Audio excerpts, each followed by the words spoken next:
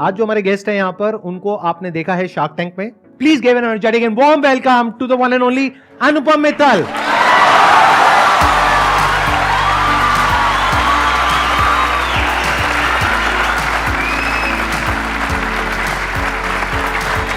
आइए.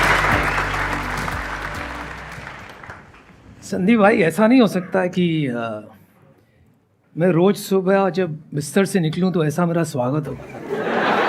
बिल्कुल हो सकता है सर. आपका घर का एड्रेस दे देते हैं, इन सबको ये सारे पहुंच जाएंगे. इससे पहले कि ऑडियंस आपसे कुछ क्वेश्चंस पूछे, मेरे माइंड में एक क्वेश्चन है जो मेरे से पूछा जाता है यहाँ पर सेशन में. वो क्या है कि हम बिजनेस तो करना चाहते हैं, अपना कुछ करना चाहते हैं, लेकिन अंदर डर लगता है. ये बहुत अच्छा सवाल है. बिकॉज फियर जो चीज़ होती है, कई बार हमें ऐसा लगता है कि मुझ में कोई खामी है इसलिए मुझे डर लगता है. बाकी लोगों को देखो, क्या क्या बना लिया, मैं क्यों नहीं कर पाता हूँ, कर पाती हूँ, मुझ में ही कोई कमी है. But that is not true. You are programmed. Nature ने आपको बायोलॉजिकली बनाया है that you will fear the unknown. डर किस बात का है ये बताइए मुझे. फेलियर का डर है, आपको डर है अननोन का, अनसर्टेनिटी का. आपको ये पता नहीं आगे जाके क्या होगा, और नेचर ने इस तरह से आपको बनाया है और मुझे भी बनाया है. Why has nature made you like that? क्योंकि अगर आप में डर नहीं होता तो आप कुएं में कूद जाते. Humanity would not be left. तो आप बायोलॉजिकली प्रोग्राम्ड हैं कि कोई भी अनसर्टेन चीज हो तो उससे आप डरोगे. That is the fear. तो जो लोग कर लेते हैं, ऐसा नहीं है कि उसमें डर नहीं है, उनमें भी डर है, लेकिन डर के बावजूद वो आगे बढ़ते हैं. तो डर के आगे क्या है? नहीं, डर के आगे और डर है. आपको ये देखना है कि ये नहीं सोचना है कि डर को मैं कैसे अलग कर दूं अपने से. यू हैव टू थिंक कि मैं डर को अपना कैसे लूं. और मैं आपको एक तरीका समझाता हूं हाउ टू गेट स्टार्टेड. जैसे आपको डर लग रहा है, आपको कुछ शुरू करना है. एक एग्जाम्पल लेते हैं which will put fear in anyone. अगर आप ये सोचें कि आपको रॉकेट बनानी है जो अंतरिक्ष में चली जाए, तो डर के मारे आप एक कदम नहीं ले पाओगे. सच अ बिग अंडरटेकिंग. दुनिया में बहुत कम लोगों ने किया है, और जिसने भी किया है बहुत सारे पैसे इकट्ठे करके किया है. How do you get started? If you start thinking about all these things, आप कभी एक कदम भी नहीं ले पाओगे. लेकिन आप सिर्फ इतना सोचो कि मुझे रॉकेट लॉन्च करने के लिए I need to know the fundamentals of physics. तो आप सिर्फ एक हफ्ते के बारे में सोचो. एक हफ्ते में, और बाकी सब भूल जाओ, एक हफ्ते में मुझे फंडामेंटल्स ऑफ फिजिक्स सीखना है. You take that first step. उसके बाद आप ये डिटर्मिन करो कि in the next month I want to understand the basics of a rocket. तो once you break down the steps, तो वो आपके माइंड को अनसर्टन कम लगता है. आपका जो बायोलॉजिकली इंस्टिंक्ट है कि इसको मत करो, वो चेंज हो जाता है. Because the mind no longer is thinking it is uncertain and it is fearful. हाँ, इसको तो मैं समझ सकता हूँ, एक हफ्ते का काम है, कर लूंगा. ऐसे ऐसे करके जब आप एक एक स्टेप लेते हैं ना, suddenly you will find your 10-20% of the way there, and then the mind starts accepting that uncertainty. तो I think that is the key. Doing is the new thinking. तो आप कीजिए, कदम लीजिए. That's how you conquer fear. मैं अपनी भी journey को देखता हूं तो मैं इससे रिलेट कर पा रहा हूं. आई एम श्योर जो भी लोग जिन्होंने भी एक ग्राउंड लेवल से या बहुत छोटे लेवल से कुछ भी बड़ा बिल्ड किया है, उन्होंने कुछ ऐसा ही किया होगा. जैसे जब मैंने शुरू किया तो I started as a model. हाँ जी. उसमें मैं फेल हो गया, लेकिन मॉडलिंग में मैंने क्या देखा कि जो फोटोग्राफी है उसमें मुझे बहुत इंटरेस्ट आया. तो मैंने फोटोग्राफी का एक छोटा सा 2 हफ्ते का कोर्स कर लिया. तो जैसे ही वो किया तो मेरे अंदर कॉन्फिडेंस आ गया. बिल्कुल, कि अब मुझे कुछ तो पता है ना थियोरेटिकली. फिर मैंने फोटोग्राफी करनी शुरू करी. गली के कुत्तों को भी नहीं छोड़ा, वो बात अलग है, लेकिन किसी को नहीं छोड़ा. आसपास में पकड़ के फ्री में ही फोटो खींची. अब मैं ये सोचता कि कोई मुझे पैसे देगा तब मैं फोटो खींचूंगा, तो फिर अटक जाता. तो मैं फोटो खींचता रहा. तो धीरे धीरे करते करते one step at a time आगे से आगे रास्ते निकलते चले गए. तो आप में कोई कमी नहीं है. मैं सिर्फ, आप जरा टेक्निकली सोचिए. You are just overriding your biological natural makeup by taking this approach. हम क्या करते हैं जिंदगी में? हम ये सोचते हैं कि मेरा जीवन संघर्ष है, और अगर ये एक काम हो जाए, ये नौकरी मिल जाए, ये छोकरी मिल जाए, ये बिजनेस स्टार्ट कर लूं, तो जिंदगी कमाल है. I hate to disappoint you, but जीवन हमेशा ही संघर्ष है। आपको ये बेनिफिट है आज की तारीख में, हमें तो वो बेनिफिट नहीं थी। हमारे टाइम पे हम ये नहीं सोचते थे कि हमें क्यों कुछ करना है, हम ये सोचते थे यार क्या अपॉर्चुनिटी है, क्या मिल जाए कुछ कर लें। Today you are fortunate to have the opportunity to think and be deliberate कि क्या करना है, तो उसको आप डिलिबरेटली चूज करें कि मुझे क्या करना है, क्योंकि संघर्ष तो रहेगा ही, बट यू कैन चूज कि कौन सा संघर्ष करना है। अगर आप बिजनेस करोगे तो संघर्ष ये रहेगा कि भाई बिल्स कैसे चुकाएं, एम्प्लॉयज की सैलरीज कैसे दें। आप जॉब करोगे तो मैनेजर को इम्प्रेस करने का संघर्ष। आप शादी करोगे तो एक दूसरे में बनी रहे बात, उसका संघर्ष। संघर्ष रहेगा, लेकिन अगर आप संघर्ष को अपना लो तो वो थोड़ा जॉयफुल बन जाता है, तो वो थोड़ा ईजी हो जाता है, right. And you get to choose your struggle, that is the power of life, not that you get to override struggle. If you look at a very small child, वो भी हर चीज में संघर्ष करता है। वो चलने में संघर्ष करता है, थोड़ा बड़ा होता है बोलने में संघर्ष करता है, फिर खिलौने खेलने में संघर्ष करता है, लेकिन वो उसमें मजाक देखता है, उसमें he is enjoying himself, he is enjoying the process of the struggle, और साथ साथ में वो सीख रहा है और आगे बढ़ रहा है। अगर वो संघर्ष को ना अपनाए और वो फ्रस्ट्रेट होने लगा तो वो कभी चल नहीं पाएगा। नहीं सर, उसके पीछे एक और भी रीजन है ना, अभी फ्रस्ट्रेशन नाम का कॉन्सेप्ट ही उसके माइंड में नहीं है, क्योंकि अभी लोगों ने उसको ये बताया ही नहीं है कि चलना सीखना कितना मुश्किल होता है। तो उसके माइंड में कॉन्सेप्ट नहीं है। अगर कोई प्लांट कर दे उस बच्चे के माइंड में, अरे चलना तो बहुत मुश्किल है, तेरे बस का नहीं है, तो हो सकता है वो बैठ ही जाएगा।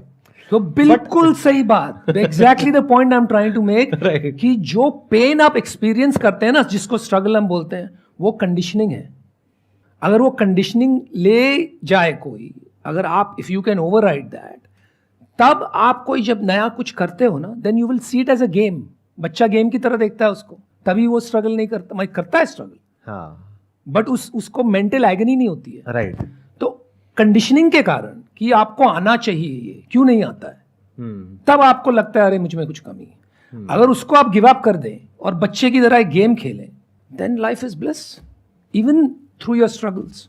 सर, आपसे बात करते करते ना एक थॉट आ रहा है मेरे माइंड में। आई एम श्योर आपको भी मजा आएगा सुन करके, और आप हो सकता है उसमें और आगे बिल्ड करोगे। उसके बाद हम Q&A करेंगे कि आपने जहां से ये हमने शुरू किया था कि fear is of the unknown. हाँ जी। तो अब अगर मैं आपसे बात करते करते देख पा रहा हूं, तो fear is not of the unknown but of the perception of what we know about the unknown, उसका फियर है। जैसे एक बच्चा है, उसके लिए अननोन है कि आगे क्या ऑब्स्टेकल आने वाला है जब वो दोबारा से गिर करके चलने की कोशिश करेगा, या फिर अगर वो ढंग से नहीं बोल पाएगा तो उसकी वजह से क्या होगा, तो उसके अंदर डर ही नहीं है। बिल्कुल। तो अगर हमें एक्चुअल में कुछ भी ना पता हो कि क्या होने वाला है, तो उसका डर नहीं है। हाँ जी। बट जो हमें लगता है कि हो जाएगा इन दैट पर्टिकुलर स्पेस, उसका हमें डर है। तो fear is also connected to the known, not of the unknown, अगर हम थोड़ा सा डीपली देखें इस चीज को। बिल्कुल। और इसका एक मैं दूसरे तरीके, थोड़ा सरल तरीके, थोड़ी फिलोसॉफिकल बातें हो रही है, राइट। तो ये कहेंगे कि हम कहाँ बाबा जी के आश्रम में आ गए। तो इसको मैं थोड़ा एक अलग तरीके से कहता हूं।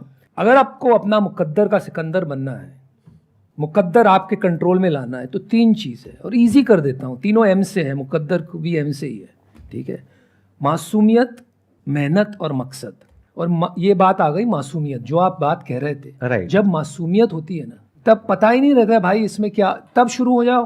हाँ, कि मासूमियत है। If you are totally ignorant, if you are naive and hungry, हाँ, right. जब मेहनत और मकसद है और भूख है, हाँ, और आप नाइव हो, तो आपको डर नहीं है, क्योंकि वहां पे क्यूरियोसिटी है। बिल्कुल बिल्कुल, वहीं पे क्यूरियोसिटी की जगह है ना। अगर पहले से पता है तो क्यूरियोसिटी नहीं है। तो लोगों के साथ प्रॉब्लम क्या होती है कि वो पहले ही अज्यूम कर लेते हैं कि बिजनेस करना मुश्किल है बिकॉज ऑफ दीज रीजंस। हो सकता है वो आसान हो, एक बार उनको समझ आ जाए तो, बट वो समझने की कोशिश ही नहीं करते बिकॉज ऑफ द नोन, जो उनके दिमाग में कॉन्सेप्ट्स बैठे हुए हैं। तो if they can be free from the preconceive notions, ideas, beliefs, concepts, जो भी हम लोगों के माइंड में भरे गए हैं बचपन से, या जो भी हमने देखा है उसके बेस पे भर गया है, अगर हम उसको क्वेश्चन कर सकें, उससे फ्री हो जाएं और फिर fearlessly one step at a time ले सकें, तो आई एम श्योर इस फियर को ओवरकम किया जा सकता है। मैं ये पूछना चाहता हूँ sir, how much power do you feel being an entrepreneur और businessman as comparison to a civil servant? मैं तो सिविल सर्वेंट कभी रहा ही नहीं भाई, मेरे को क्या पता। नहीं sir, how much power do you feel being an entrepreneur? अगर मैं सही सोच रहा हूँ तो आप शायद यूपीएससी की तैयारी करने के बारे में सोच रहे हो या कर रहे हो? I am in management right now अभी मैं, बट पेरेंट्स प्रेशर की वजह से सोच रहा था यूपीएससी के लिए। हाँ, वही कह रहा हूँ, सोच रहे हो ना। देखिए यार, ये अच्छा सवाल है। आई थिंक मैंने पहले शुरू में कह दिया था, एवरी चॉइस यू मेक उसकी कॉस्ट होती है। हर रास्ता आप पकड़ोगे, संघर्ष उसमें है। अगर आप एंटरप्रेन्योरशिप करते हो तो उसका संघर्ष अलग है। आपको ये समझना है कि आपकी स्ट्रेंथ कहाँ पर है। ठीक है, हम अक्सर क्या करते हैं, हम ये सोचने लगते हैं कि हमें क्या करना है। What you should do is spend time, आपको क्यों करना है, why before the what. If you can answer that question it becomes a little easier to figure out. क्योंकि मैं समझ रहा हूं कि आप जो पूछ रहे हैं, आप ये नहीं पूछ रहे हैं कि आप कितना पावरफुल महसूस करते हैं एंटरप्रेन्योरशिप को लेके। आप अपनी चॉइस बनाने की कोशिश कर रहे हैं कि मुझे क्या करना है जिंदगी में। Is that right? Yes, sir. Yes. Right. तो आपने ये क्यों पूछा कि why do you feel power, do you want power, is that the thing? Sir, see, the society image what we have for a civil servant, for a IAS or IPS, what image we have as in the reels or in the movies, that more fascinates the youth today. Like having cops behind, going on surveys, or like you can understand what I'm trying to say. हाँ, एक romanticism And being a businessman image, having a good luxury car and a loan, or that is a different image, I think. So, which one is more powerful? Entrepreneurship by itself is not a power job. अगर powerful करना है ना, आपको power चाहिए हमारे देश में, तो मैं सीधी बात करता हूँ। हम दिल्ली में बैठे हैं, आप मंत्री बनिए।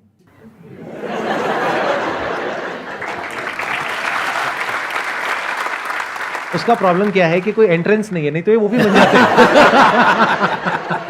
और उसकी कोचिंग इंडस्ट्री सबसे बड़ी होती है और उस एडटेक में आप भी पैसा लगा देते हैं। तो पावर तो हमारे देश में वहीं है। But having said that, entrepreneurship can give you the ability to impact millions of lives and create a new future. If you don't like the future, create it, right? Entrepreneurship can give you that ability. जैसे आज अव्वल number में दुनिया का entrepreneur माना जाता है Elon Musk. 4, 5, 7, 8 कितनी कंपनी साथ में चलाते हैं पता नहीं, but he sending people to Mars and so on. तो आप सोचिए क्या लेवल का इम्पैक्ट वो बना रहे हैं फॉर ह्यूमैनिटी। लेकिन वो लेवल पे पहुंचने के लिए बहुत पापड़ बेलने पड़ेंगे यार। अगर आप क्रिएटिव पावर की बात करोगे तो आई एम नॉट श्योर कि if you are there in a particular hierarchy जहां पर के पूरा पहले से प्री डिफाइंड है आपका जो रोल है कि ये आपको करना है और इसी को आपको एग्जीक्यूट करना है, तो you don't have the absolute power to create, you have relative power, क्योंकि ऊपर से जो आ रहा है उसी दायरे में आपको काम करना है। If you are a government servant, आप अपनी तरफ से जाकर के कुछ और नहीं क्रिएट कर सकते। जो ऊपर से इंस्ट्रक्शंस आ रहा है, जो प्रोटोकॉल है, जो एक फ्रेमवर्क है, उसके अंदर आपको काम करना है। बट अगर इलॉन मस्क की बात करी जाए तो एक एंटरप्रेन्योर के पास में क्रिएटिव पावर है कि वो कुछ भी क्रिएट एक्चुअल में कर सकता है और पूरा का पूरा एक स्ट्रक्चर बना सकता है जिस स्ट्रक्चर के अंदर लोगों के पास में पावर होगी, but that's going to be relative power. तो अगर आप उस एंगल से देखो from the standpoint of creative power कि आप कुछ भी क्रिएट कर सकते हो, तो then entrepreneurship is the answer. But if you want power जिससे कि लोग डरें, क्योंकि उसी स्टैंड पॉइंट से आप पूछ रहे हो कि जब मैं चल रहा हूं आसपास में 4-5 पुलिस वाले हैं और हैं, क्यों चाहिए आपको 4-5 पुलिस वाले अपने साथ में?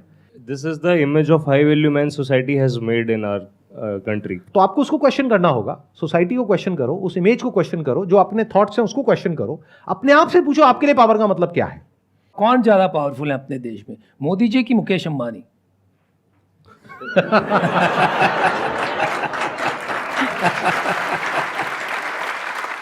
Thank you, sir. My question is कि आप बहुत बड़ा चेंज लेके आए मैच मेकिंग में, जैसा पहले होता था उसके कंपेरेटिवली, एंड बीइंग 99 बॉर्न मैंने वही स्टेज देखा है।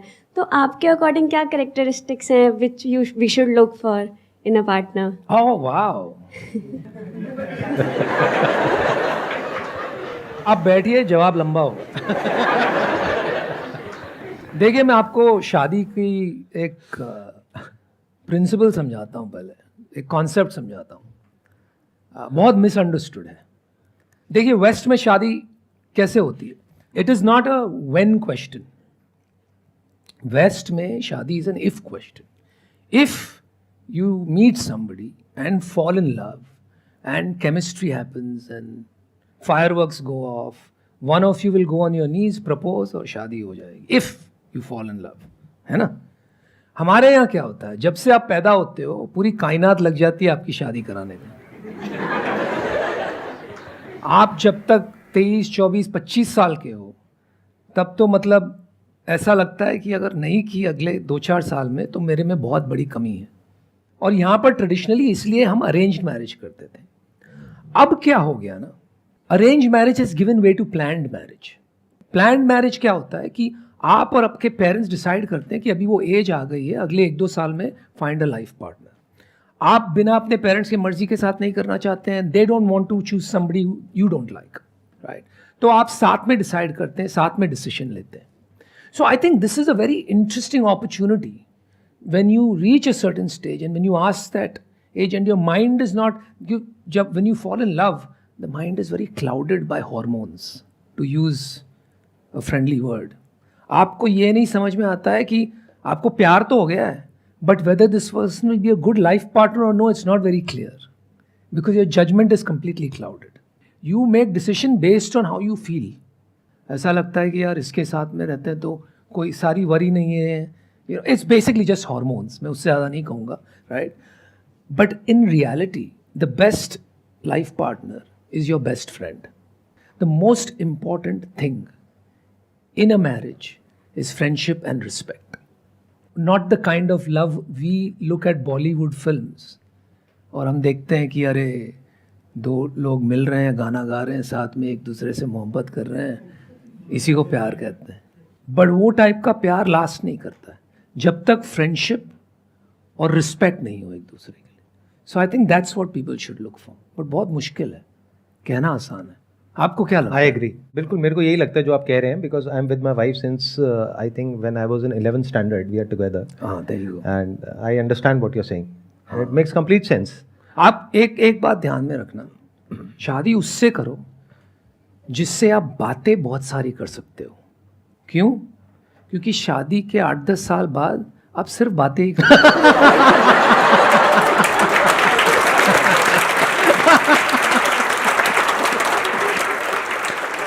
तो आई थिंक आपकी जो वेबसाइट है जैसे shadi.com, can we talk about it? Of course. तो उस पे आपको नहीं लगता कि कुछ ऐसा सेक्शन होना चाहिए जहां पर के सिर्फ एक मैच मेकिंग ना हो, मतलब कुछ फ्रेंडशिप का भी कुछ स्कोप हो, इन द सेंस के मतलब ऑनलाइन पहले एक दूसरे से चैटिंग कर सकें, या एक दूसरे को समझ सकें, फिर आगे डिसीजन लें? वो फ्री का बिजनेस है, वो हम नहीं करना चाहते, कोई अच्छा। पैसा नहीं।